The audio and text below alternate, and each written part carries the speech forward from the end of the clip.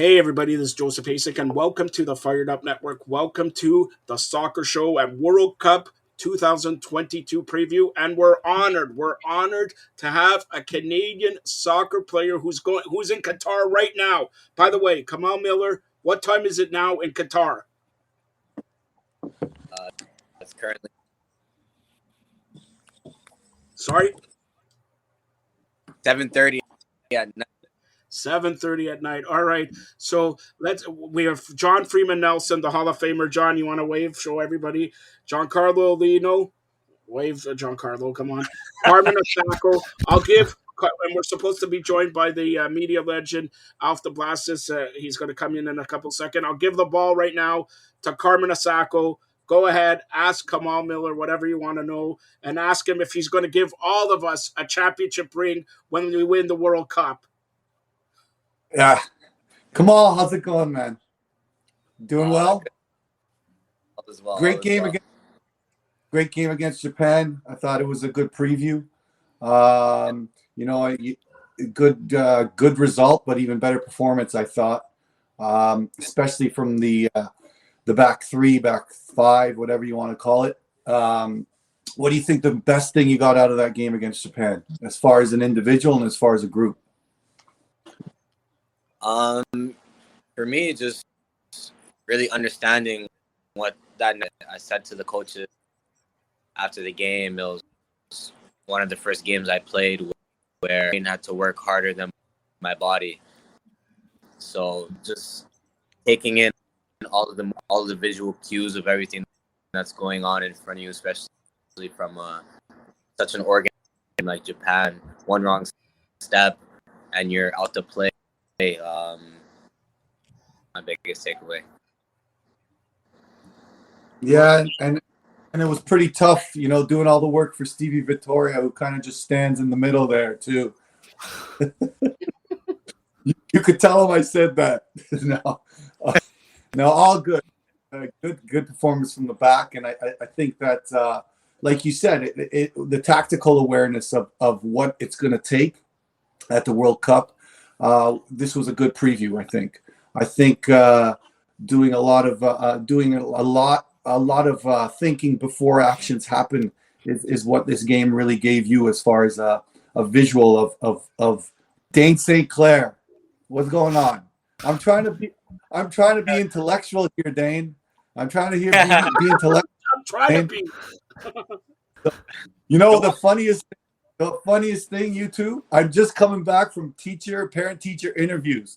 And I just remember the beatings you used to get after the parent-teacher interviews from your parents. Anyway, so Kemal, yeah, I think that preparation against a team like Japan was really important. And it was a very, very good team performance as far as the defensive part. And I think that you guys dealt with situations well. You got away with one when Mark Anthony kind of didn't track the space or track the man off the post. But I think overall it was a very good performance by Canada. And I think you made the best out of your opportunities. And obviously the instilling of Richie and Mark kind of made a little bit of a difference. And Cavallini showed well. Yeah, it was a good show. All right, John, do you want to ask any questions?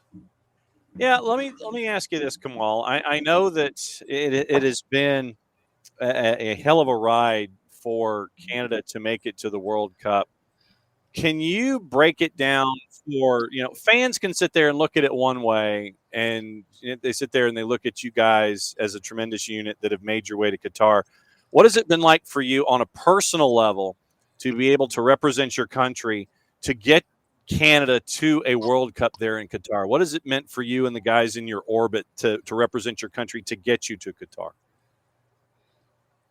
Yeah, it means a lot for sure. When we look at CONCACAF countries, they have so much representation across. They're a team who's supposed to play in the World Cup. When we look at us, we're heavy. A lot of us are still fighting for respect and fight for respect just on Canada as a soccer country in general. So for us, it's massive. That don't worry, we have 2026, but we knew with this group we can get important for us to secure qualification, and in the fashion we did, top picking up some great results in hostile environments. It just shows being as a footballing country. All right, Giancarlo, you get a question, and then I'll go. Yeah, Kemal, just all the players, once they got announced on the roster, they reflect and look back on when they were kids growing up and all the trials and tribulations to get there. When you finally got that call from John Herdman, what was your first reaction? Just a whirlwind of emotions. When I was 14 in my first Canada camp, I got told I probably never play for Canada again. Like, he didn't think I had. I just carried that all the way through, and all the times I've been I've been told, I've been overlooked my whole career. So just to be here and a key part in the team is huge for me. And yeah, it just course over my career. I didn't go the traditional route as most of the guys going for TFC or something like that. I just believed in my path, and it got me. All right, Kemal, I got two questions. One, you're sitting in a panel with Carmen Asako. I'm going to ask you, what has Carmen taught you that you use to this day?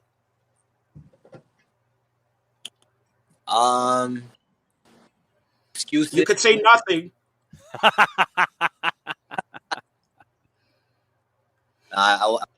But I'll say probably just to have no excuses, and so it's a harsh game, and nobody cares what you're going through. You got to bring it. It's sport, and from an early age, I think I was taught that playing with the older guys, and they weren't at the level they wanted to be at. It told me that you got to bring it and take advantage of all the opportunities. It's a small gap.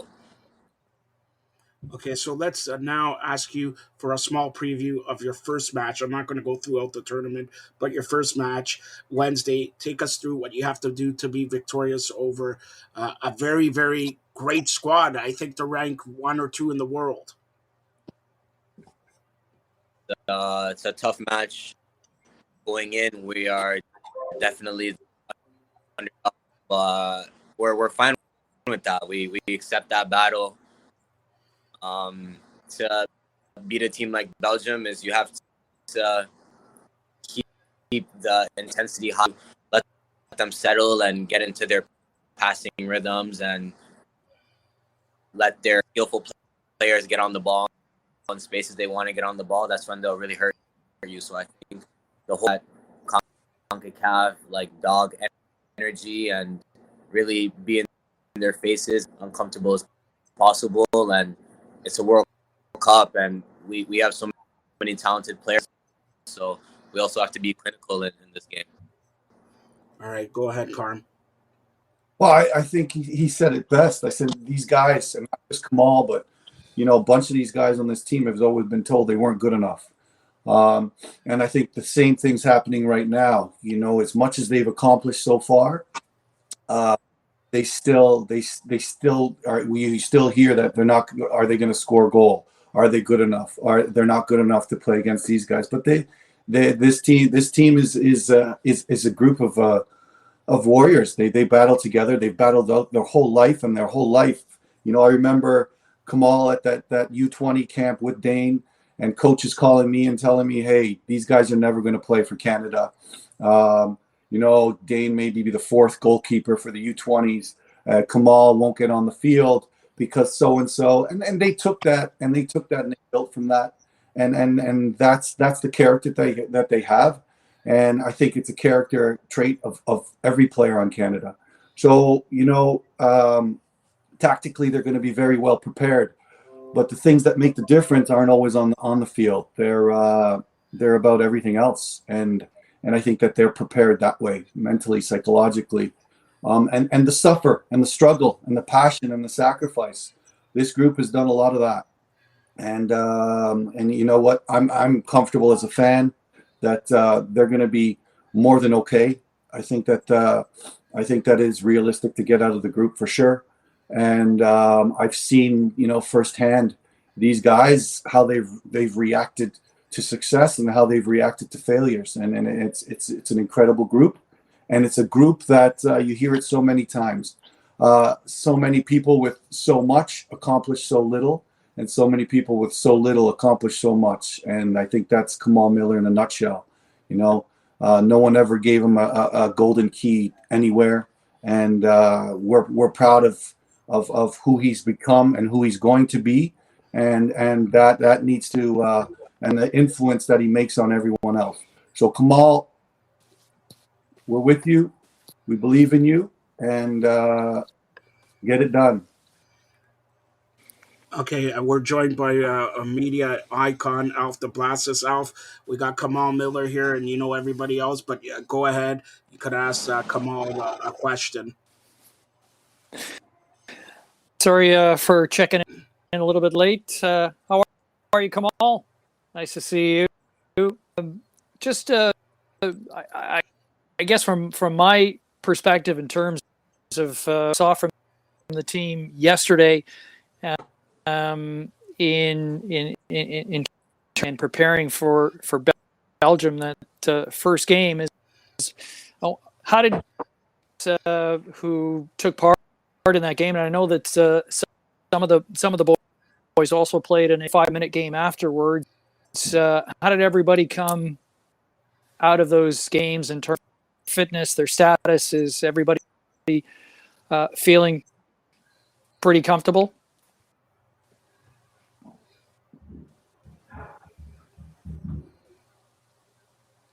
I think Kemal, you're muted. We can't hear you.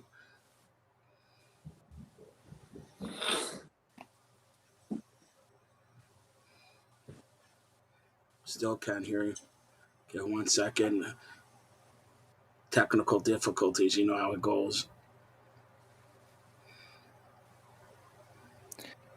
I mean, while we're waiting for Kemal, maybe everyone's had a chance to speak about their match against Japan yesterday, but I thought sort of areas where Canada was really, I think, really in terms of their planning and preparation for that game, I thought they were really strong in set piece accuracy. Obviously, the first goal came from a set piece from a corner kick, and I thought they were also pretty effective on the flanks. Showed a lot of speed. Overall, the team defense did enough to limit Japanese to just a few chances, and that's one of the reasons why I wanted to ask Kemal. Okay, Kemal is in. Let's see if Kemal, can you hear us? Can you answer Alf's question? Sorry, Alf. Yeah, I can hear you. Okay. Do you want to, Alf, do you want to maybe repeat the question?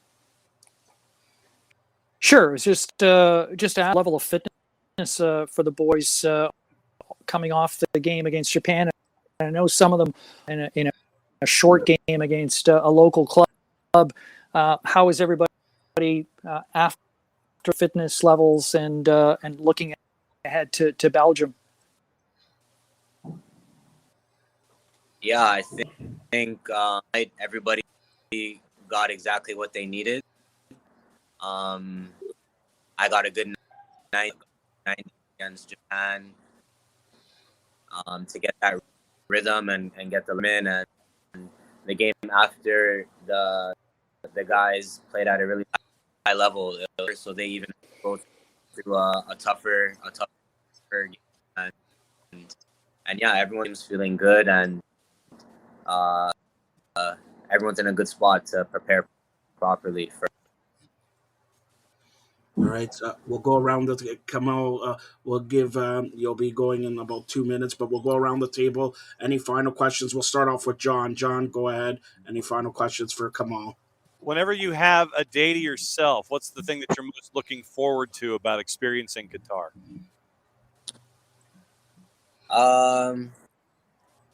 Maybe just trying some of the food.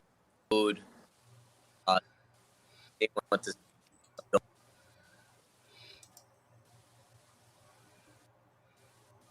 All right, John Carlo, go ahead. Yeah, Kamal, just even on a lighter note, I'm sure you're looking at just all the other teams there and seeing some of the players you all watch on TV from Canada, whether it's Champions League, Premier League. Is there anybody that you're eager to meet while you're there or even come across so far? Haven't really gone far, but no, I just want to play so well where somebody asks me to trade jerseys, I send me fangirling or fanboying over someone. All right, Carm. That's just, we never watched videos at Vaughn. We wanted to be the videos that they watched, and that was Kamal's answer right there, right? He's gonna be the difference maker that much more, and a bunch of the guys, so they're gonna want to have his jersey and remember his name. So yeah, God bless Kemal. Tell the boys I said hi. Give Shane a big hug for me too. And make sure that we're all with them, and Hotel Vaughn is all with you too. And be good, be a good boy. Listen, he's not a boy; he's a man. All right, a man. He's still the little guy that used to come with our League One team to Vaughn and get made fun of in the van. All right, hold on, Kemal. I got two questions for you. Two questions. Give me a story of Carmen Asako. Come on, everybody knows he's a legendary coach, but look, he's dressed up for the occasion. Look how he's dressed up. He's wearing a scarf. He's wearing a scarf. He dressed up for the occasion. I think Tell him young. the story when you played left back against Sigma with Kyle Laird and Becker. Yeah, you remember that one? Yeah, but I was gonna. I think you kicked the bench at McNaught and broke your.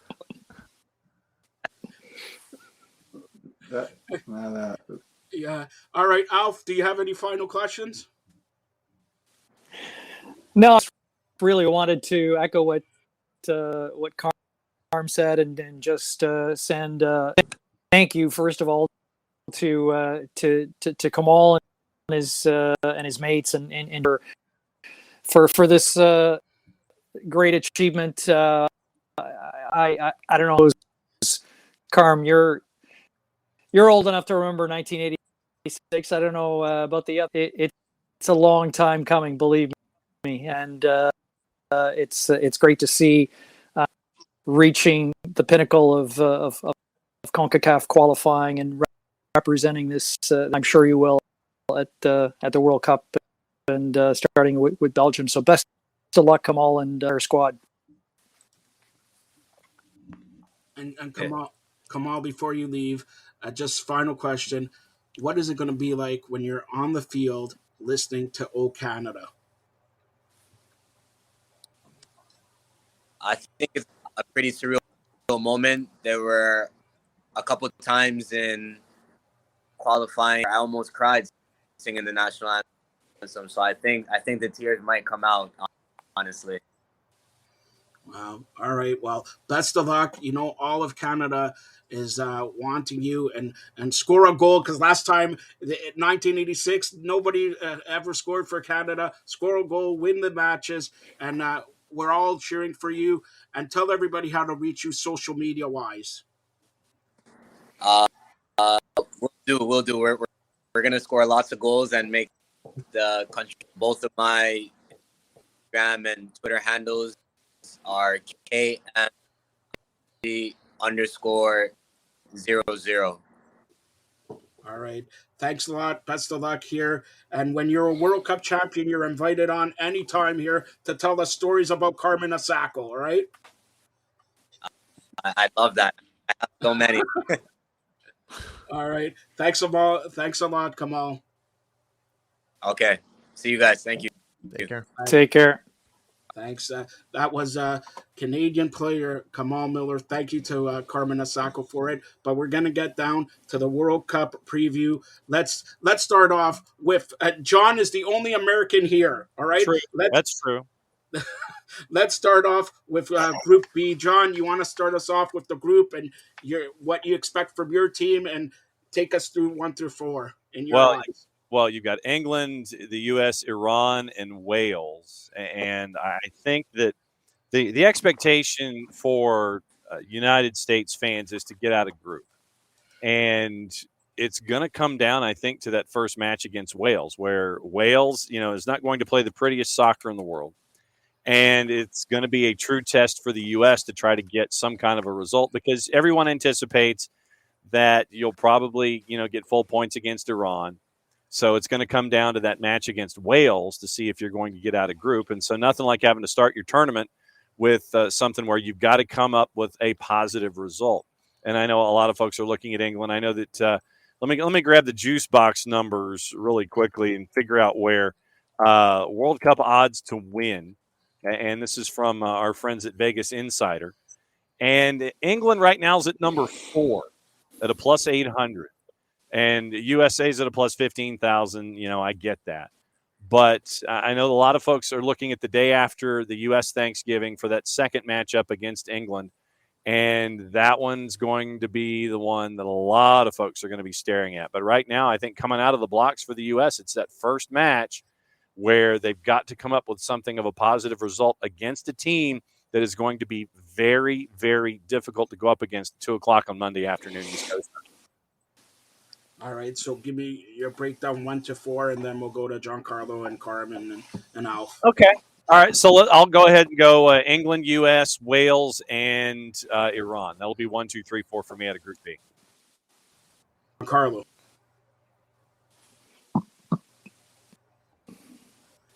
I guess Giancarlo's sleeping there or what? Giancarlo. He's just stunned. He's frozen. He's frozen. So hopefully we'll get his pick last. Alf, maybe you'll go next for Group B. Yeah, well, I think obviously that first game is going to be the critical one. The United States, should be able to win that match. I think England's got the tougher test in terms of opening against Iran. Always a squad that can give a lot of teams, so as far as the United States is concerned, definitely a lot of energy. It's I think a lot has been made of the fact that one of the youngest ever representatives of the United States at a World Cup. This amount of young talent that's played at the highest levels, and quite a few also in the Premier League. I think they stand a very, very good chance. A lot of these players, Brendan Aronson. I mean, these people are very, very familiar with and the Welsh, and it's an opportunity for them to be able to put their stamp on this tournament and really what kind of representation they're going to provide in this World Cup. So I really think that they'll open up. England will have a difficult time against Iran, and that might set the tone for them as well. The United States and England to go through with Iran placing just ahead of Wales. All right. Giancarlo, are you there? Yeah, I'm here. Okay, so Are you unfrozen, sir? Yeah. Let it go, John. Let it go. Let it go, John. Let it go. All right, go ahead, Giancarlo. So this is the group: England, Iran, Yeah, Wales. Group B. Yeah. I think I'm going to go off the board here. I think Wales is going to surprise some teams. I think Gareth Bale, coming off that MLS Cup win where he scored that amazing goal at the end to keep LAFC's hopes alive and eventually win MLS Cup. I think Bale is going to show the United States that, you know what, he's still got a lot of miles left in the tank. And I think they're going to draw that game, and it's going to come down to England, the performance that they have against England, and then USA England. So I got Wales and England moving on. All right, Carm. I mean, you'd like Alf said, everyone's been projecting the U.S. for 2026, where this is kind of a preparation for 2026. But I think not. I think they're a younger team as far as age, but they're not a young team as far as experience. So I do think that it's going to be a Berhalter situation as well. If they don't kind of get it tactically right and kind of put their egos aside in situations, a team like Wales, which they are 100% better than, can come back and bite them in the butt. And I think that Iran as well. But I think that tactically, if they're not prepared properly, just like they sputtered through CONCACAF, let's be honest, they were the most talented team, and I include Mexico in that group in CONCACAF, and they sputtered through. Are they going to have the tactical awareness to not boss the game when they need not to boss the game? That's why I think they'll be okay against England. But I think that they might get caught a couple times against Wales and Iran. But I do see them getting it right, like Berhalter got it right in the CONCACAF Gold Cup when they had far less the talent. I think that'll be a kind of approach to what they're going to do. So I do see the U.S. getting it right. I do see them getting through the group in at least second. And I think Iran could be a scary, scary team to play against. Everything going on could be their ultimate demise or their ultimate inspiration. So, and Carlos Queiroz is definitely an experienced coach, definitely knows how to get the best out of what he has. So right now, I think that the Wales-US game will tell us a lot, but it's a must-win for me for the US. Must-win for the US. And I think they will win that game, but I think we're going to see the usuals come out, England and US, but it's not going to be straightforward by any means. I think it's not going to be straightforward by any means. All right, you want to start us off, Carm, in Group A? Group A starts off Sunday, kicks off the World Cup there. So we got Qatar, Ecuador, Senegal, and Netherlands. Go ahead, Carm. I mean, I think the Senegal losing Mane is massive for them. I think that their whole kind of ability to beat teams is, as far as in different ways with Sané is going to make a massive difference. So I think Holland, who is been failures not to get here as well a couple of times. So I think that they're going to be very well prepared, and I think that they'll win the group. Ecuador, who has an experienced group, has battled hard in common ball, is going to be the next group, because I think the Qatarian talent level is what we kind of saw in preparation. So I think it's going to be Ecuador and Holland coming through. All right, Alf, Group A. Yeah, well, I mean, I think their key absence with the Dutch as well, and that's Jorginho Wijnaldum. But I think there's more depth in midfield to be able to make up for that absence than for Sadio Mane concerned. So I agree with Carmen. That's really going to hurt their chances of getting, I think, the Netherlands from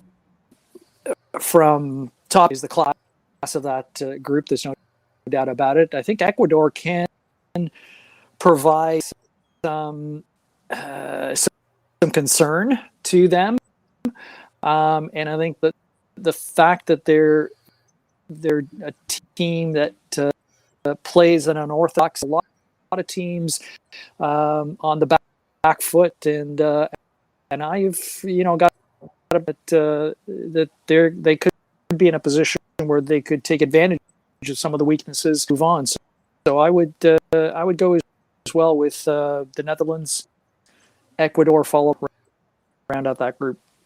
All right, Giancarlo, and then John. Yeah, I think the Netherlands, it seems to be their identity, unfortunately, that they peak in the group stage. Once they get to the knockout rounds, it's like they'll have a bad performance and everything will catch up to them. But for the most part, the group stage is where they shine, and I think this will be no different. See them winning all 3 games, especially with the injuries to Senegal they're going to have to deal with. But I think Senegal will get through in the second. And it's interesting to see like how they manage their team around all the injuries. It's coaches change a lot. Who's going to be the facilitator there? Senegal, I think, took a big hit there, but I think the Netherlands should go on comfortably. All right, John. I'm going to go obviously with the Netherlands here. I think that Senegal, obviously, since you don't have Sadio Mane, it'll be more difficult. I think that they will work their way through with the other talent that they have there. So I think it'll be tight, but I think that Senegal gets the 2. I think Ecuador just misses out, and I think the Qatari are out in the group stage. All right, John, you'll start us off. Group C, Argentina, Saudi Arabia, Mexico, and Poland. Yeah, this one's going to be fun. I am going to go ahead and say that I've got Argentina as my favorite to win the World Cup. Right now they're number 2 in the juice boxes, and yes, I am a bit of a romanticist in looking at Lionel Messi getting the World Cup, and he gets to raise it in his last international competition. So obviously that means that Argentina goes through. I think the Saudis will not, which means that lends itself to Poland and Mexico. And frankly, I think that Mexico has too many problems, especially at the striker position. They're just not putting the ball in the back of the net. And I think that it goes Argentina, Poland, Mexico, Saudi Arabia. And I think that Tata Martino is done once Mexico's tournament is done. All right, let's go to Giancarlo. Group C, Giancarlo. Yeah, I think Argentina should win the group. This is another one that I think is in their favor. But winning the World Cup, like John mentioned, I see them being among the contenders, but I just don't see them winning it. I think there's going to be other teams that are going to figure them out in the group stage. Argentina's attack is always going to show out in all these major tournaments, but once it gets down to the Final 4, I think that's going to be eliminated for the tournament. Yes, no, okay, I'm done. Yeah, I mean, I see Poland being at their best as far as experience, as far as knowing how to win games, as far as where they are in their fitness and preparation. So I think we're going to see Poland, Argentina. I think they'll get through the group. I don't think they need to be at their best right now, so they might even sneak in as a second, but. Argentina usually stumbles into the next round. And for Argentina, it's their big games regardless, in the round of 16, who they're going to play. But the best player, one of the best players going into the World Cup right now is Lozano. He's doing amazing things with Napoli and Serie A. So they could be dangerous. They just have to find an identity. Like all through CONCACAF, they've got through because, to be honest, other teams weren't good, and they were just a little bit better talent wise. But I think Lozano is going to be massive for that group, and I think that I think Poland and Argentina will go through, but I think Poland's going to make a long run in this tournament. All right, Alf, I don't know if you could hear us, but Group C. All right, Alf is gone. All right, so let's go to, he's back now, I think. Hold on. Alf, Group C, who you got? Okay, technical difficulties here with Alf. All right, so let's get to Group D. Let's start off with Karim, Australia, Denmark, and Tunisia. Yeah, I think straightforward for France. Sputtered in the Nations League, sputtered a little bit. Well, sputtered. Didn't achieve what they should have in the Euros. So I think that France is going to recover. Obviously, we haven't really adjusted our opinions towards the conditions that they're going to be under, whether it's the heat, whether it's the stadiums, whether it's all that stuff. But I think that they're all prepared because it's pretty much going to be like a summer anywhere else in Europe. So I think they're going to be all prepared for that. Maybe not where they are in their seasons, but I think it's going to be France. And as far as talent-wise, as far as preparation and knowing how to win, I believe the Danes are gonna find that second spot. But a lot of unpredictability, and again, not necessarily a straightforward group. All right, Giancarlo next. Go ahead, Giancarlo. Yeah, I think France wins this one. They should be the favorites, I think. Denmark's another great story. I'm interested in how they perform a comfortable one. I think they beat down on all these teams. But other than that, I see them getting like 2-0 next round. All right. Okay, John, bad. I'm pretty much going to go chalk like the rest of the guys. I think that this is France's group. I think Denmark comes in second.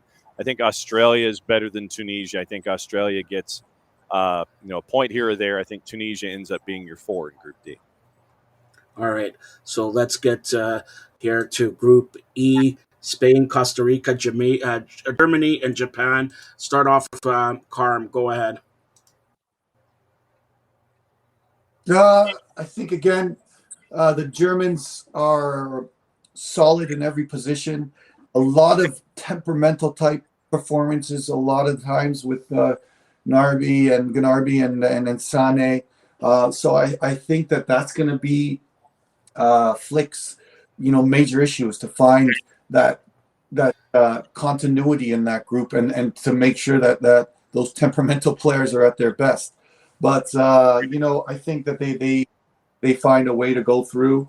There's too much talent and too much preparation there, and I think that Spain obviously is going to be the next one. I think they'll be very suited, and they've been playing some very good football. For Spain, it's going to be a question of finding goals. Is finding the again, other players that are very inconsistent, like Morata, where they can find that goal or where they can that possession to big chances. All right, go ahead, John. Looking at this group, I think that you're seeing a lot of chalk once again. I think it's Germany and Spain. Although I think that Costa Rica probably could make life difficult for folks because when you've got a keeper like Keylor Navas, that Costa Rica I think would be more than happy to sit there and try to 1 point their way into the knockouts, getting a bunch of draws. If they don't score and Keylor Navas doesn't let anything in, that at least assures that you're going to get out of there with 3 points, and then it comes down to math, I'm sure. So I think it's going to be Germany and Spain. I think that Costa Rica ends up being 3, but I think that Costa Rica makes life difficult for folks, and I think Japan will be your 4. Okay, Giancarlo is back. Hopefully, Giancarlo, you can hear us. Yeah, I can hear. Okay, so your pick for Group E: Spain, Costa Rica, Germany, Japan. Yeah, I'm gonna go Spain and Germany going through, and actually, I think Costa Rica they could, like John mentioned, there can make life difficult for all these teams, but I see Japan sneaking into that 3rd spot. I think they're gonna get a win when they play each other. I see, even though the way they played against Canada, obviously the way that went, but I think Japan will turn things around here and finish 3rd. But I got Germany topping the group and Spain coming in 2nd. All right, so Carm, you'll start us off with old Canada's group, Group F. Yeah, Group F, we're going to probably see, Croatia and Belgium obviously find their way into the top 2 position. And I'm not talking from my heart, I'm talking from my head right now, but my heart is that Canada could sneak into that top 2 position by getting a 3-2 result or a 2-1 result against one of those big teams. And you know what? Morocco is definitely one of the favorites to find top three for sure. They've got Ziyech and Hakimi and just a bunch of players playing at top levels. So that's not going to be a walk in the park for anyone. So I think this one might come down to math. And I'm hoping Canada finds a way to their top seed. But right now, I think it's very, very difficult. To a top two seed, but I think it's very difficult to procrastinate to make a prediction on this group, because my heart says Canada top two, my heart says Belgium one, and Croatia and Morocco fighting for that third spot. Hold on. What does your scarf say? Never mind. Giancarlo, go ahead. Wow. Yeah, I agree with Carmen there. Math, I think, is going to come down to the deciding factor here. I think Belgium's going to be the top spot. I think they win all three games. I think Canada, Croatia, and Morocco, whoever goes through will have 4 points. And I think goal scoring is going to be the deciding factor. And I think this is Jonathan David's time to shine here. We hear all the rumors about like all these big teams going after him, the season he's putting on there in France. I think Jonathan David is going to will Canada on here to a second seed. So I'm going also with my heart, but I'm also just looking at Jonathan David's projected future, and I think this is going to be a big tournament for him to show that he's among those strikers in world-class level. So Canada number 2 for me. Actually, your scarf is talking to me. What did it say? So I'm not allowed to say it on air, bud. That is true. Absolutely true. All right, go ahead, John. Yeah, I think it's going to be Croatia and Belgium working their way through. I think Belgium probably is your 1, Croatia is your 2. I think Canada is your 3, and Morocco is your 4. But I think, like Carmen and Giancarlo have said, I think math will be involved in this one to try to figure out who the 3 is. But now I'm looking at Belgium, Croatia, Canada, and Morocco in Group F. Group G, I'll start off with John here. I think it's a very underrated group. Of course, you got Brazil, Switzerland, always great, Cameroon, and Serbia. What do you say in this group, John? Yeah, this one could be one of the more pesky groups. I know that I'm looking at Brazil, so we'll put Brazil to the side. And so now you're looking at Switzerland, Serbia, and Cameroon for your 2, your 3, and your 4. And you know, this one could be another one where math is involved when you're trying to figure out your 2 and your 3 and figure out what's going on. I think that, I think that Cameroon probably ends up being the 4. And then I think that the Serbia-Switzerland match determines your 2 and your 3. And I'll go with Serbia, maybe in a 1-goal game, perhaps. But I think that your 2, 3, and 4 math will be involved. I think Brazil, top of the ladder in Group G, and then Serbia, Switzerland, your 2, 3, with Cameroon being your 4. All right, Giancarlo. Yeah, I see the same result there. I think Serbia is going to be a team to keep an eye on. I think they could make something here. Like they have Sergej Milinkovic-Savic there. He's a really good player, really great player actually. And I think he can be that difference maker for them. But going on there, like Brazil is always going to be a tough team to beat, and just the star power that they have. I think Brazil and Serbia going to the next round. Carm.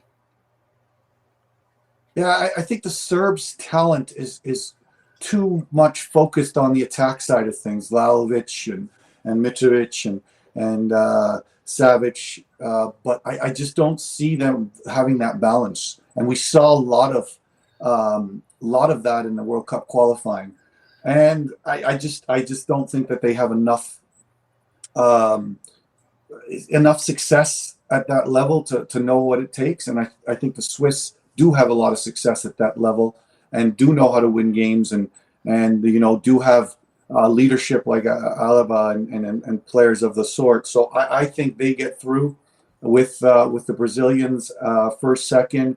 And I think Cameroon, a lot of players playing in the French league. But I think that game is going to be determined. The Serbia-Cameroon game is going to be very important to see which one has the opportunity to get into that third spot. All right, Group H, the final group: Portugal, Ghana, also Uruguay and South Korea. Go ahead. Let's start off with this one with Giancarlo. Go ahead.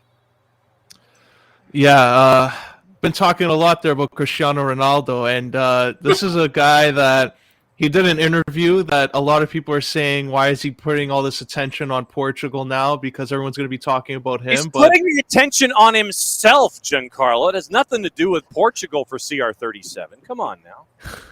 But the thing with Ronaldo is this is what separates him from other players. He's wired differently, that he wants pressure, and I think that's the only way he'll perform is if he has that kind of pressure. So him putting all this pressure and attention on himself is the only way I think he feels motivated to go out there and perform. So because of that, I think he's going to be fired up here to will Portugal on to the next round. So I got Portugal getting out of the group at number 1, and I got Ghana coming in at number 2.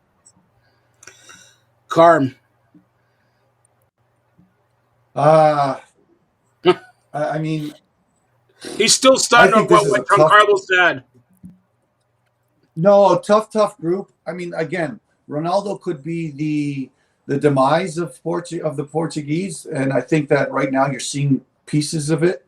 You're seeing João Mario's interview and Bruno Fernandes's reaction, but that team's got a lot of character and a lot of Diaz and a lot of players with proper pedigree.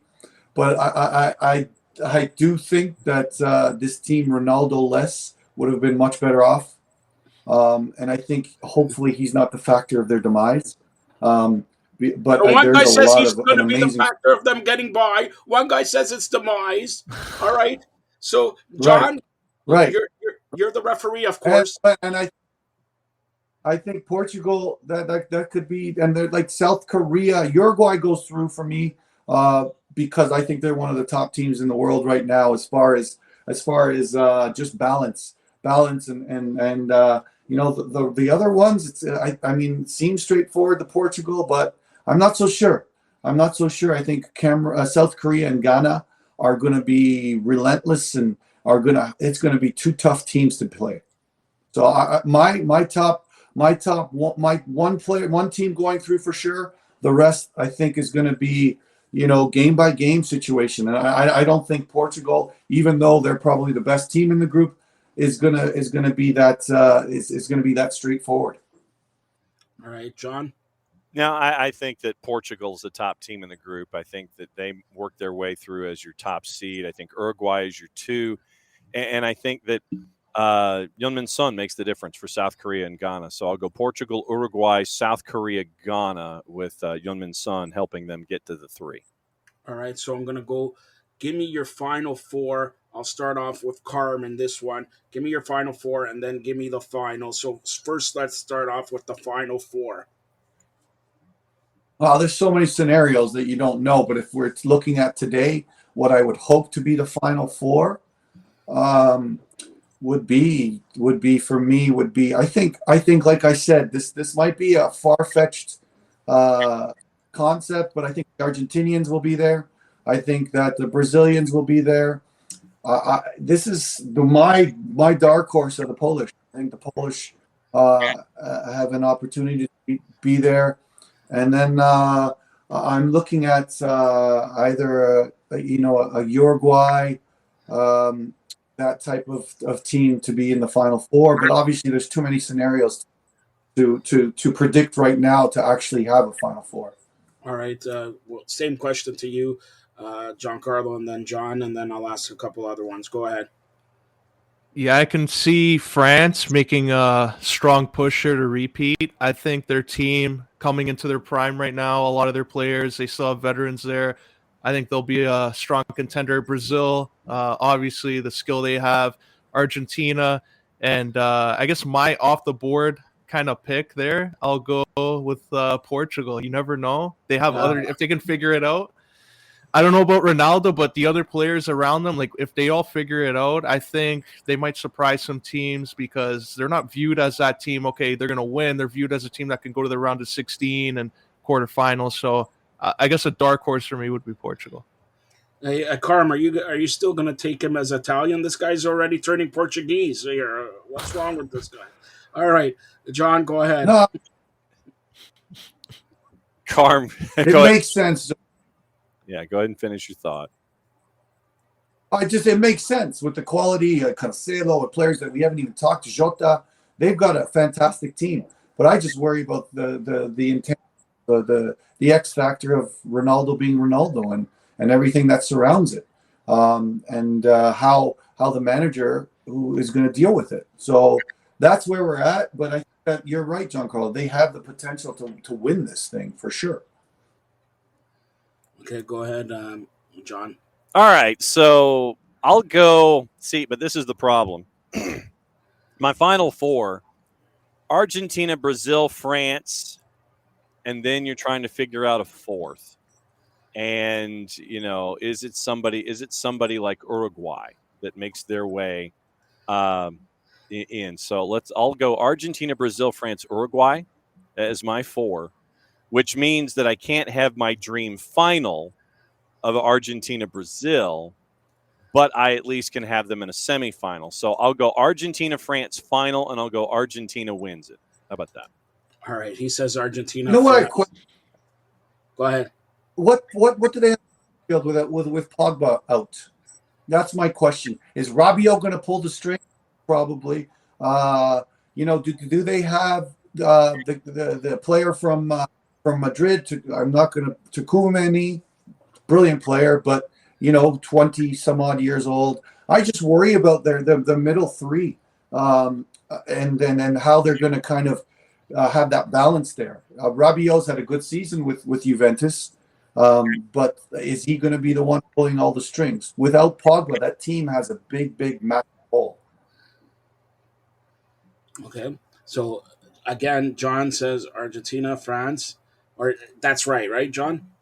I've got Argentina, France, Yeah. and Argentina, and I'm going through my bracket as we're talking. I'm going through my thoughts on 538 to see if I'm anywhere close to figuring out what it's going to look like. So we'll get back to you and John. Yeah, keep going.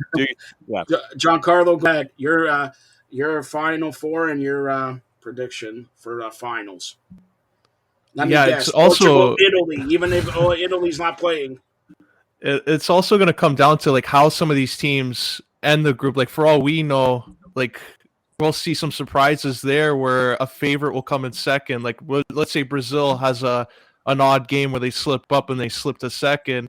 That can change a whole bracket here in projection. So I think Belgium could sneak in there. I just don't know if they can have the finishing touch there. Like we saw in the Euros, they were favored to win it, and then they come into Italy against the defense, and they weren't able to have that same quality in their attack. So I still like France going on here, and I'll go France and Brazil for now. But I would love to see if it was Canada, USA, just what the reaction would be around the world. I think it would upset a lot of people if they see a CONCACAF final at the World Cup. Oh. Carm, go ahead. What would you think if you see a CONCACAF final?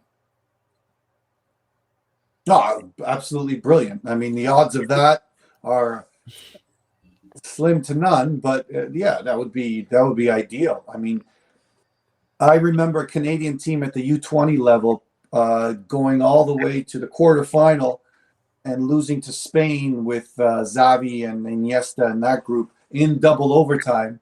So again, and we also remember a Canada Gold Cup team, winning the Gold Cup with a coin toss, albeit, but getting into that next round. But we also saw a Canada team in 1986 who was 0-0 with France till late stages of the game, and that was against Platini. So this is why this game is so beautiful. Anything could happen. Anything can happen with making things difficult. And we are going with what the norms are, what we see every week on TV. So there's so many factors in this that are going to be different, and I think adapting to conditions, adapting to the surroundings is massive for this whole tournament. I can't believe none of you guys picked Spain. Come on.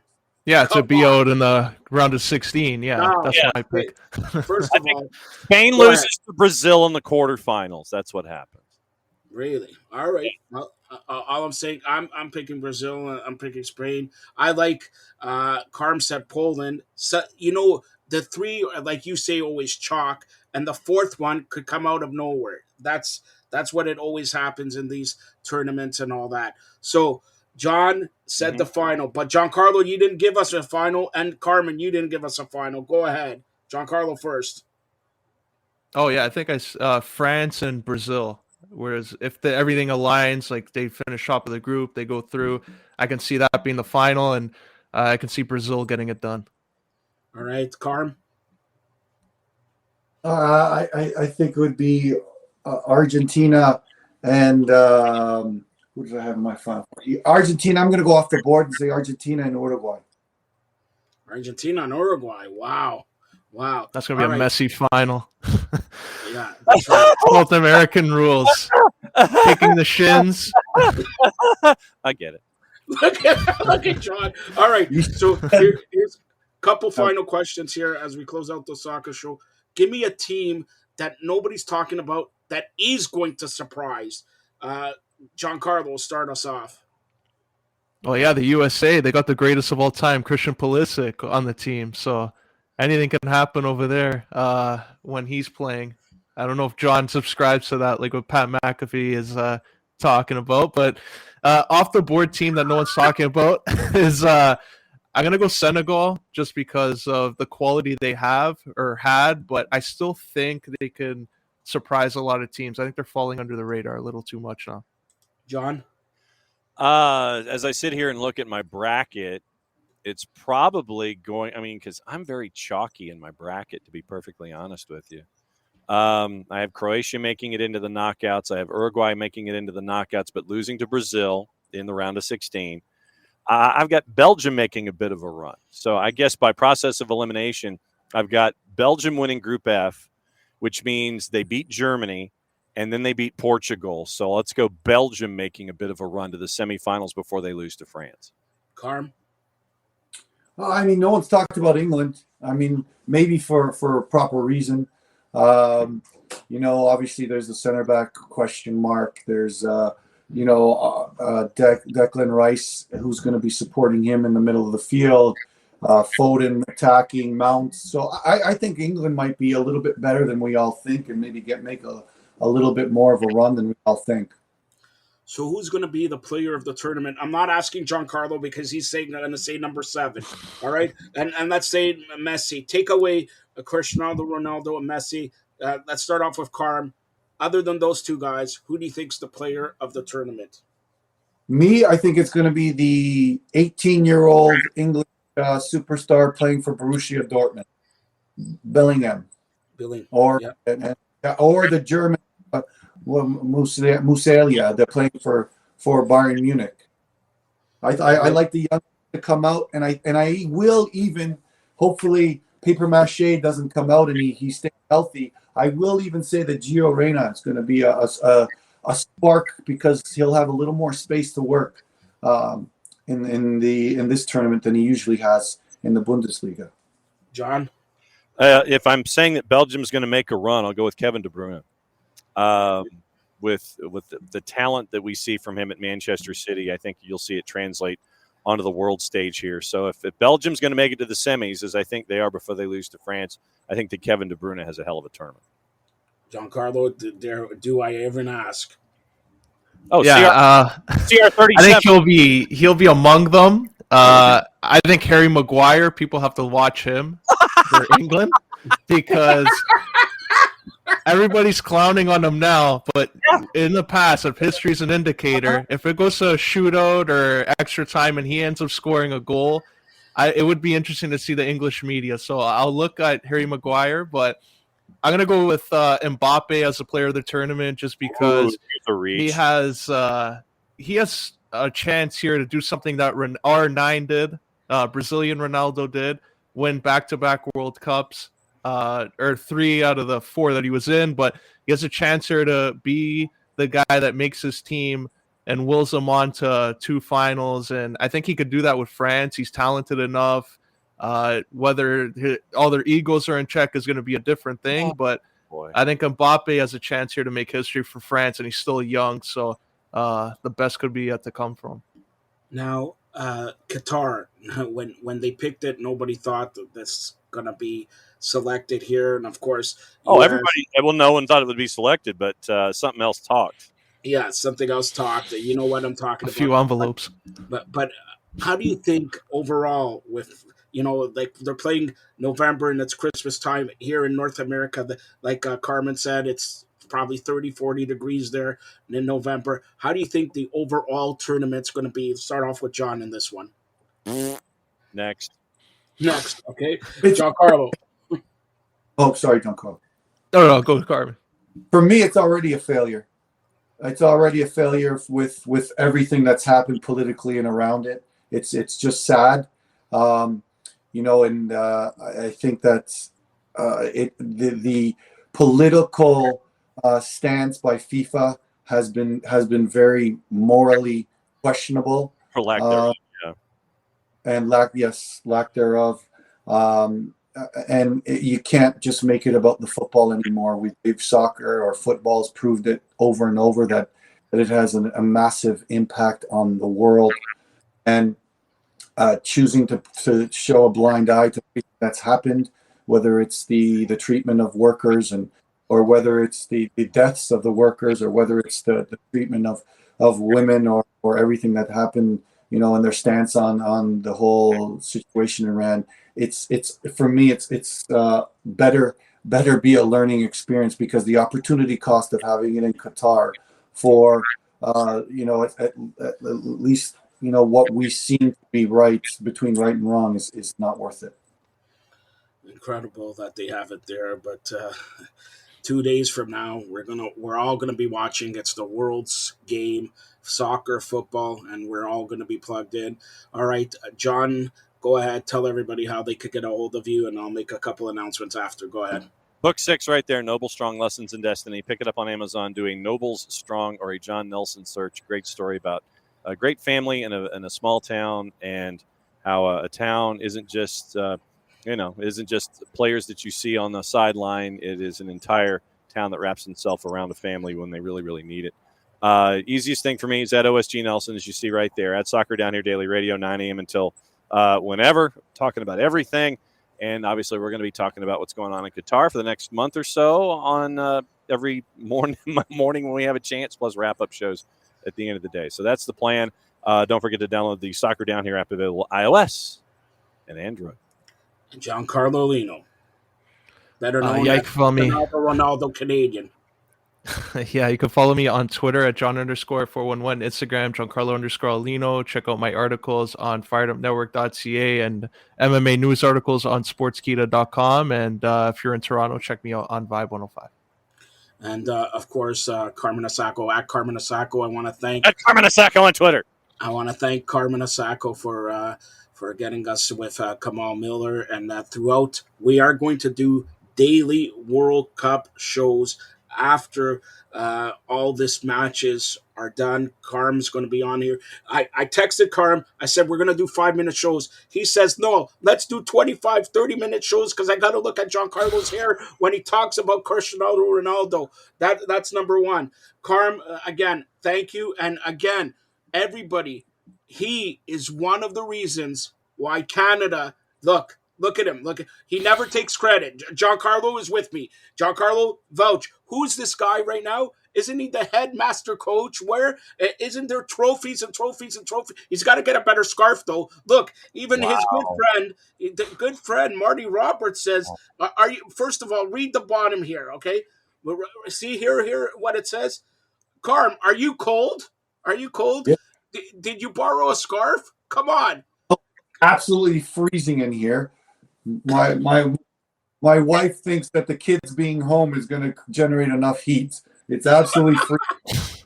But I just came home from, like I said, parent-teacher interviews. So they've been hiding places because they know they're going to get. All right. So hold on here. Hold on. Again, we're going to do a daily coverage of World Cup. There, everybody here is welcome to join us. Also, Carm, there's another big football game. John knows it. There's another big football game Sunday. It's the 109th Grey Cup. Carm, you were around for the first one. Who's Wow. your pick between the Argos and Winnipeg Blue Bombers? Argos. See? That running back's gonna run all over their old team. And they're Andrew gonna be Harris. Andrew Harris. I Giancarlo, said who's your pick? over You their know team. what? I'm gonna say, like, just as a homer, it'd be nice for Toronto to win, but I'm gonna go with Winnipeg. My guy Mark Leggio, the kicker, he's gonna get a couple field goals there, and he's gonna help the Blue Bombers win it. Don, is that another one of his jokes? He just called the kicker Mark Leggio. No, Okay. it's actually a player from. I've known him a long time, so he's gonna Did- show out there back to back Grey Cups like Drake, back to back. But by the way, Carm, he went to Market Square, Market Lane there. All right, John, who's your pick for the Grey Cup? Got to go with the Blue Bombers at a -250. I'm not a fan as much as I enjoy an upset as much as the next guy. I've got to go with the Blue Bombers. All right, again, Sunday evening, we'll do daily updates of the World Cup. And today at 4 p.m., Carm talked about the ladies. Here, we promote the ladies. Female Empowerment Movement. Femme Fridays, 2 hours of original ladies programming here on the Fired Up Network, Female Empowerment Movement. Enjoy the World Cup and check us out here each and every day for a World Cup update. And Carm has told me he'll wake up at 5 a.m. with coffee and go to Nino da Versa, John. Nino da Versa. Yeah, Nino da Versa, and bring us all food as we talk about all these games here at the World Cup. Hopefully, it's a great World Cup, especially for John, for Team USA, but Team Canada will be better. And we're all going to sing "Oh Canada." Even John will sing "Oh Canada," right, John? Nope, that's a hard no. Thanks a lot. Stay tuned for more great programming here on the Fired Up Network. Remember, Femme Fridays on 4 p.m. today. Thanks a lot, guys. Be good, y'all.